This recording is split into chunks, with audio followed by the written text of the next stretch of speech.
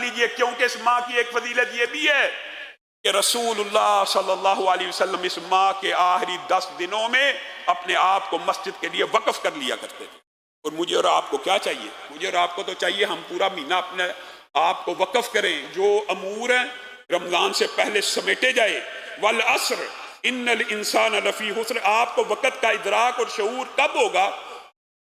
محدثین نے اس حوالے سے بڑی تفصیلات لکھی ہیں، لیکن ایک بات جو جمعے میں بھی آپ کے سامنے رکھی تھی، اللہ کی قسم ان کا اس بات کے اوپر اتفاق ہے کہ قبروں والے، کاش آپ کو وہ کان مل جائیں جو قبروں والوں کی صدا اور ندا کو سن سکے، تو ہر قبر والا یہ خواہش کرے گا کاش دنیا میں واپس ہوتا، 3 منٹ چند لمحات ہی ملے ہوتے تو اس میں اللہ کی عبادت کر کے اللہ کو راضی کر لیتا، سبحان اللہ کہہ دیتا، اللہ اکبر کہہ دیتا۔ کاش دنیا کے اندر واپس جانے کا ایک دن کا موقع ملے تو وہ رمضان کا دن ہو۔ ہمیں 30 دن میسر ہیں، ہمیں 30 دن میسر ہیں، اور ہمارے سے کیا ان نعمتوں کے بارے میں سوال نہیں ہونا، ہمارے سے ان نعمتوں کے بارے میں پوچھا نہیں جانا۔ وقت کی جو نعمت ہے، 1 منٹ کے اندر سبحان اللہ و بحمدہ سبحان اللہ العظیم، جو تیز پڑھنے والے ہیں 100 دفعہ پڑھ لیتے ہیں۔ اور اجر و ثواب کیا ہے؟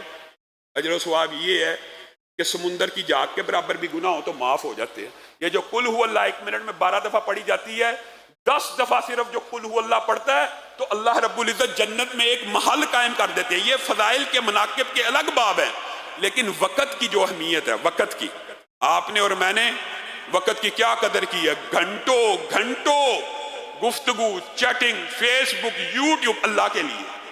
رمضان کا مہینہ آ گیا ہے، من لم یدع قول الزور والعمل به فلیس للہ حاجہ ان یدع طعامہ وشرابہ۔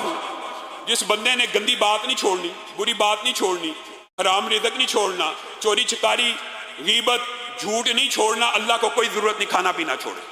بہت سے روزے دار ایسے ہیں جن کو بھوک کے علاوہ کچھ نہیں ملتا اور قیام میں تھکاوٹ کے علاوہ کچھ نہیں ملتا۔ وہ ہیں جنہوں نے ارادہ ہی نہیں کیا۔ ہاں، جو ارادہ کر لے کہ اللہ رمضان کا مہینہ آ گیا، اب ارادہ ہے نیکی کے رستے کے اوپر چلوں گا۔